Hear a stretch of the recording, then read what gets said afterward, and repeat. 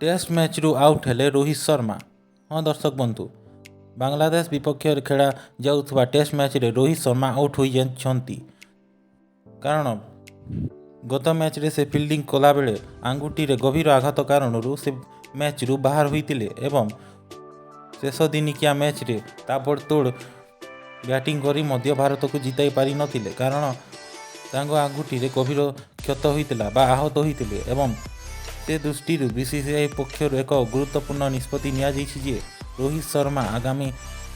द्वितीय test match रे भी आउ खेली पारिबे नाही कारण आगामी समय रे बहुत गुड़े मैच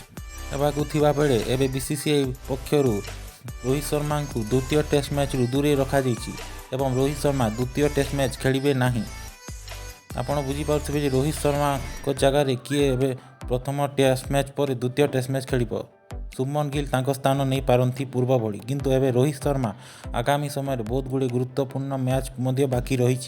श्रीलंका न्यूजीलैंड भली अनेक गुरुत्वपूर्ण मैच बाकी थिबारु एबे रोहित शर्मा को द्वितीय टेस्ट मैच रु बाहर करा जाइछि। Bureau report cricket TV Odia.